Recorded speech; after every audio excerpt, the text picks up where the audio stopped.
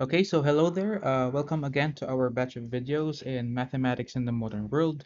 And today we're going to talk about problem solving with patterns and puzzles. So this is our new module in problem solving with patterns and puzzles. So we're going to talk about two basic things here.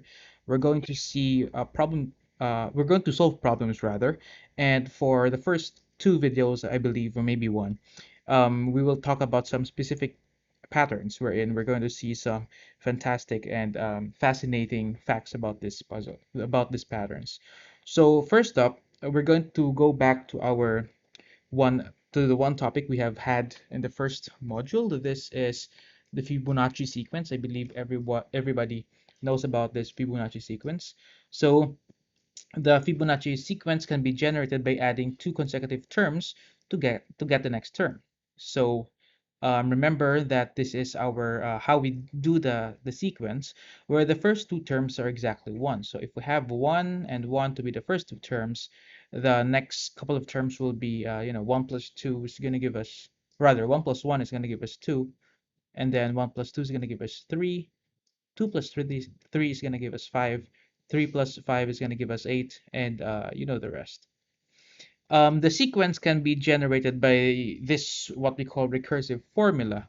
Recursive because we ought to, we can make use of the previous terms so that we can get to the next term. So we have f of n, or rather f sub n, that's the nth term, is equal to the f of nth term minus 1 plus we have the nth term minus 2. So that we can get the nth term, we need to get the two previous terms before it and then add them together, and then we can generate the next term, such as, for example, how do we get the next term here? We need to get the, for example, this is the 1 2 3 4 5 6. How do we get the seventh term?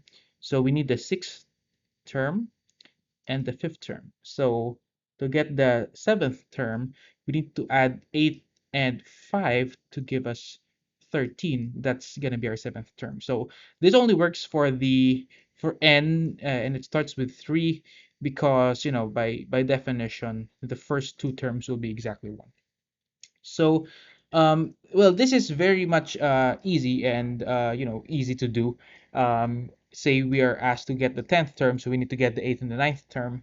Say we want to get the 12th term, so we can just generate the 10th and the 11th term.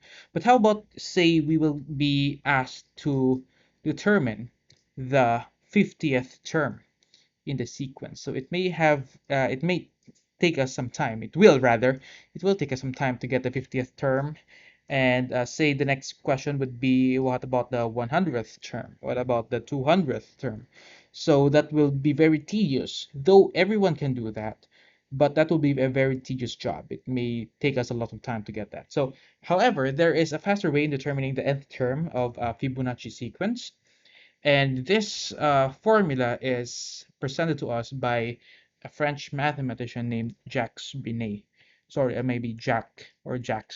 I'm not sure, but he got this, or he formulated this say formula way back in 1543. He was able to find a formula that determines the nth term of a Fibonacci sequence. So the formula might be nasty to see, but it's much better, to use this formula rather than to do the recursive one, especially if you're asked the 50th and the 100th term of the sequence.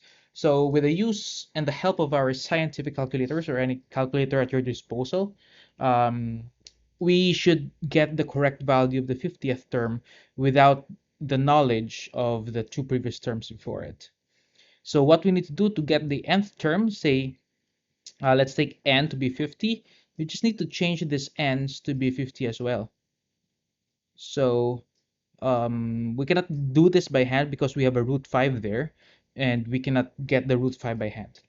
So we really need to make use of the calculator. So in this form, just substitute n to be 50. So what is the 50th term of the sequence, or rather, what is the 50th term?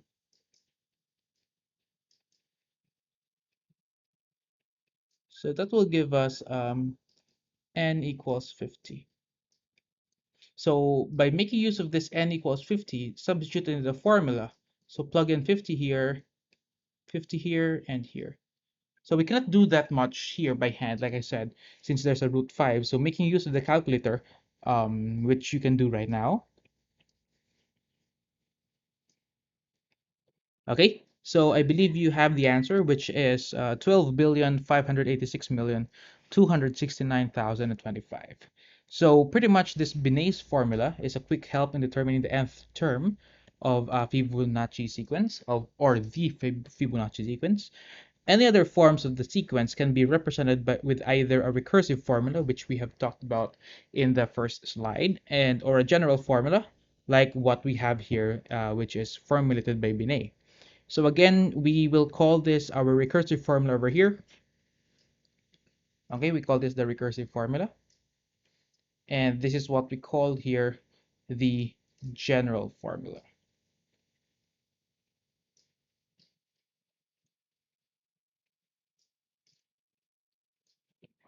Okay, so pretty much that's it for now about problem solving with patterns and puzzles.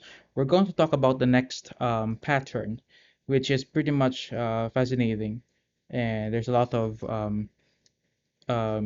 patterns and key concepts which we can use. It's very much applicable in algebra and also in combinatorics. So we're going to talk about the Pascal's triangle up next.